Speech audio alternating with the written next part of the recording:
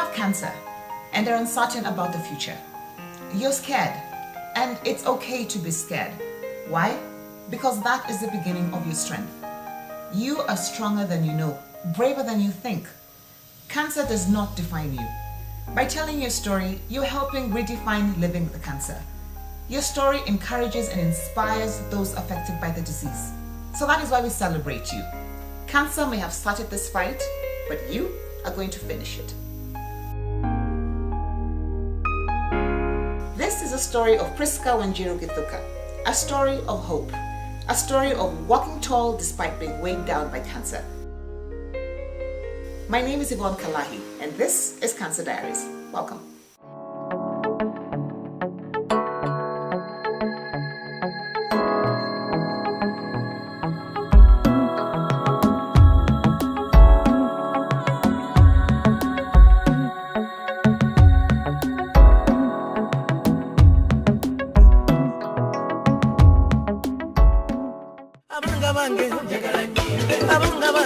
Uganda, the land of Matoke. Situated on rolling hills, Kampala, the capital city of Uganda, is one of the fastest growing cities in Africa. It is in this beautiful city that our story begins. PRISCA lived and worked in Kampala, Uganda. She led a perfectly normal, happy life.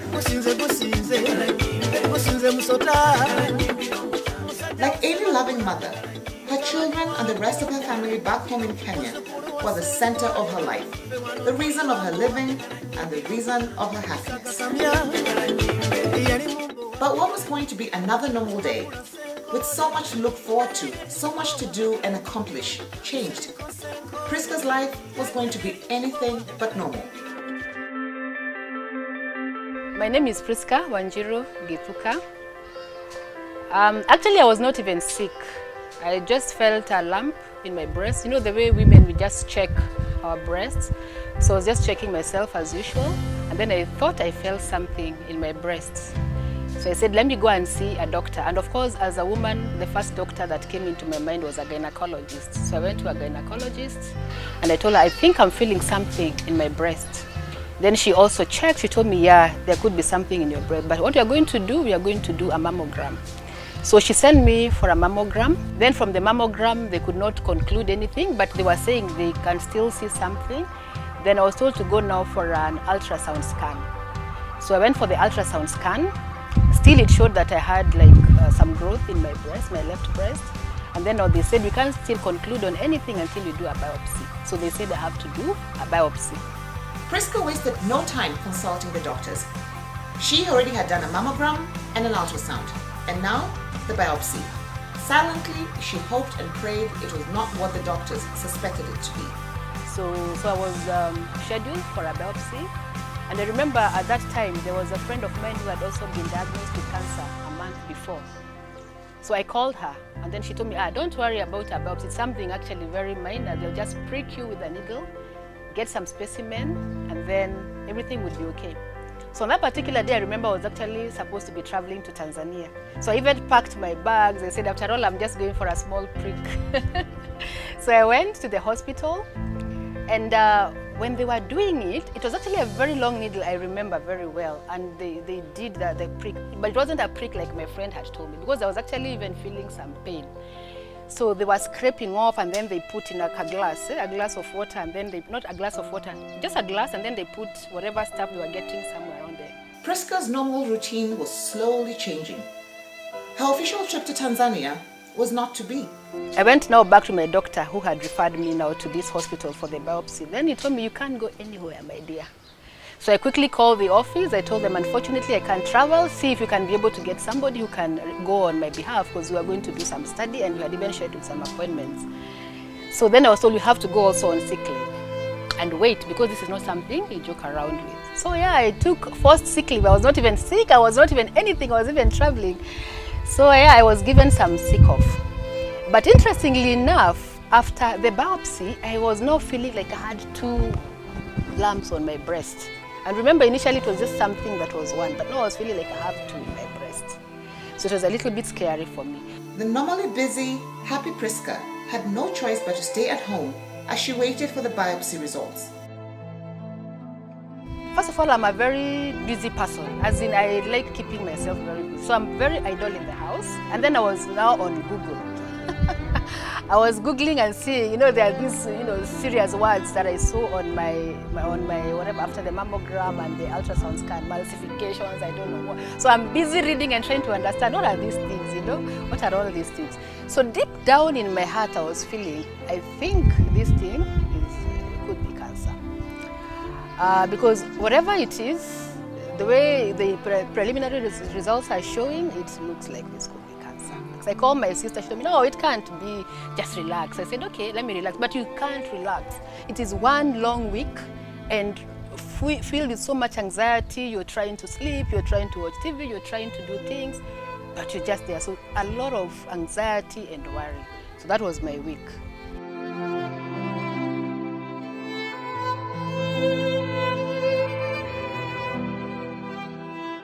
That one morning was the beginning of a journey that PRISCA never thought she would ever take.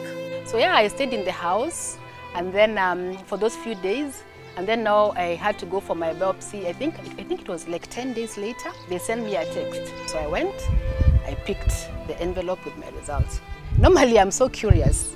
Anytime I'm sent for these things, I will always open and just have a peep and see what is there. But this time I just did not open.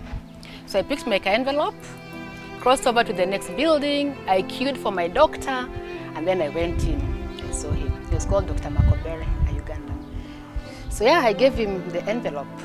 Then he looked at the envelope. Doctors can be very expressionless. I mean, you can't tell from his face.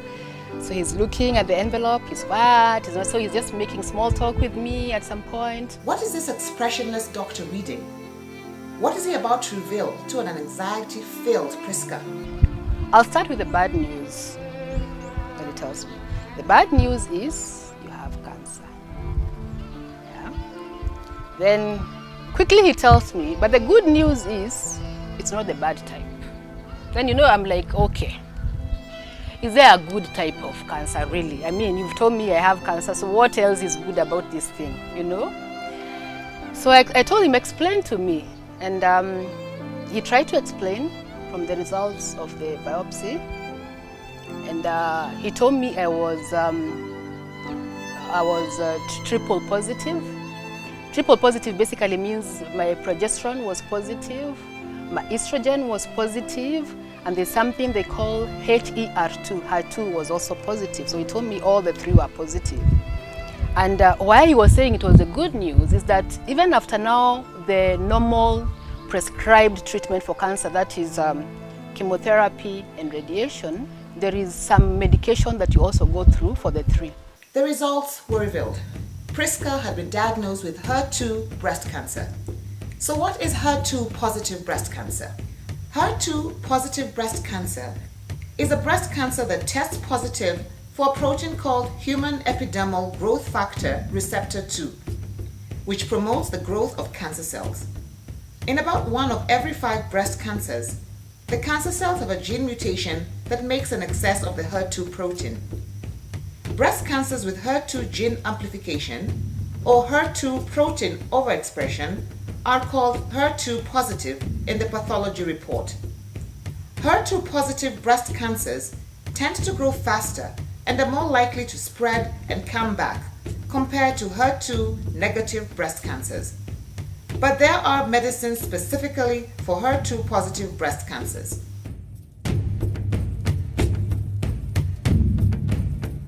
I would advise you to go back to Kenya.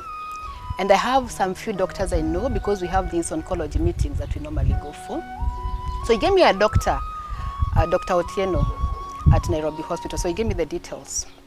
So I'm still like numb, so I haven't even shed a tear or anything, I'm just there.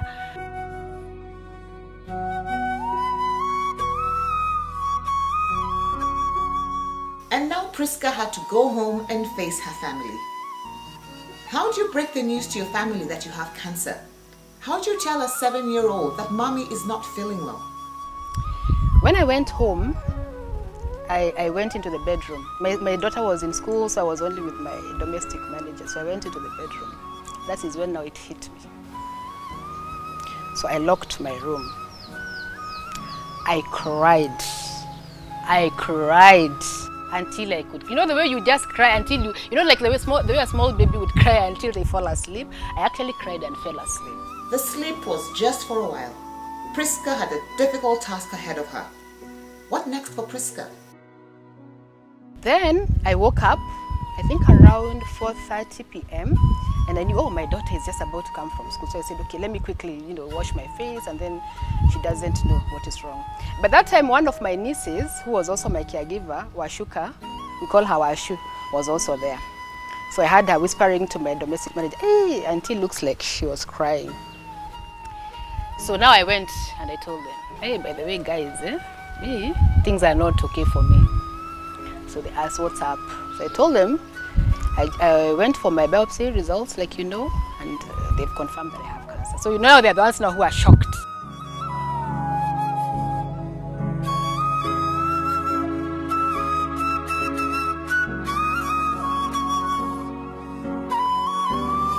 But then I said I was not going to tell my daughter.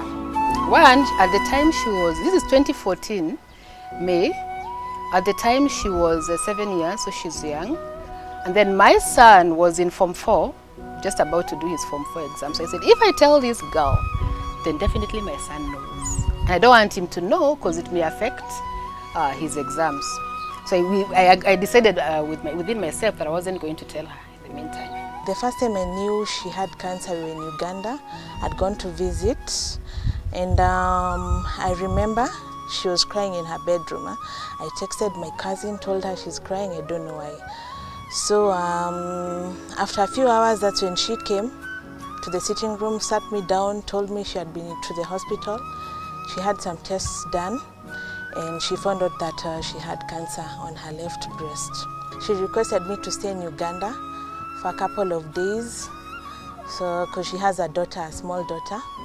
So she needed me to be there for her, be there for her daughter, keep her company so that she doesn't worry why her mom is not around. This lady, friend of mine, and also a colleague, she's called Birunji. So she's the one I was talking to, and her mom had gone through cancer. So now so I told her, and then she was like, wow, okay. Now, can we book for you a flight? Remember now it's going to 5 o'clock. Then I'm like, we can't even get a flight. Me, I have to go to Nairobi. I said, no, you guys don't. I want a bus because I know a bus, come rain or come sunshine, it will travel tonight. And an aircraft, I'm not sure we'll be able to get a plane. So in the evening, I took my small backpack and I left, just alone. I went to the bus stop. I took my bus to Nairobi. PRISCA wasted no time. On the very same day she was diagnosed with breast cancer, she made arrangements to leave for Kenya on the night bus. She was not going to let cancer beat her to the finish line. She was ready for the race of her life.